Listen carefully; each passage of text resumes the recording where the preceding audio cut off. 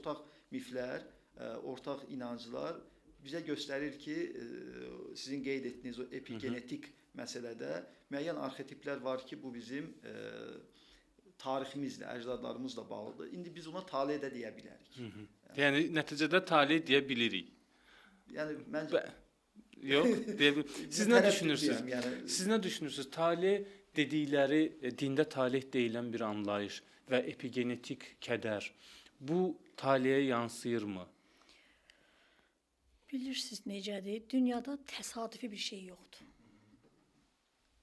Mən məsələn bu yaxınlarda bir ailənin epigenetik araşdırmasından maraqlandım və məlum oldu ki, bir ailədə təkrar eyni hadisələr təkrarlanır.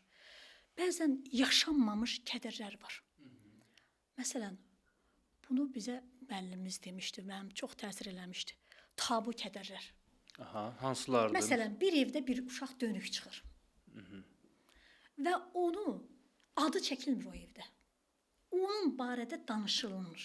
Yəni insanlar kədərlənə bilmir, yaşaya bilmir o yaş. Bastırılmış kədərdir o. Və o tabu kədərlər, dönük insanlar var ailələrdə. O bastırılmış kədərlər, onun səbəbi nədir? Heç kim araşdırmır, niyə oldu? Bəlkə də danışılsaydı, yüngülləşərdi. O bir ağrı kimi, stres kimi, bir kortizol dedim o kimi, o qalmazdı da o gende. Siz inanın, 3 nəsil, 4 nəsil eyni həmin hadisə o nəsildə təkrarlandı. O dönüklük təkrarlandı. Yəni bu qədər bu qədər də təsadüf olmaz da. Yəni bu qədər mi təsadüf oldu? Bax, həmin adam necə dönüklük eləmişdirsə öz evladına, qız və yaxud oğlan fərqi yoxdur. Danışılmamışdı, qadağan olunmuşdu, adı çəkilməmişdi, bastırılmışdı, dəfn olunmuşdu. O adamın adı yox idi o evdə. Adsız deyirdilər, adı batmış deyirdilər. Nəsə belə bir şeylə ifadə edirdilər o adam. Çox kədərli bir hadisədir bu. Və o hadisə həmin nəsildə 3-cü nəsil təkrarlandı. Bu təsadüfə bir şey deyil.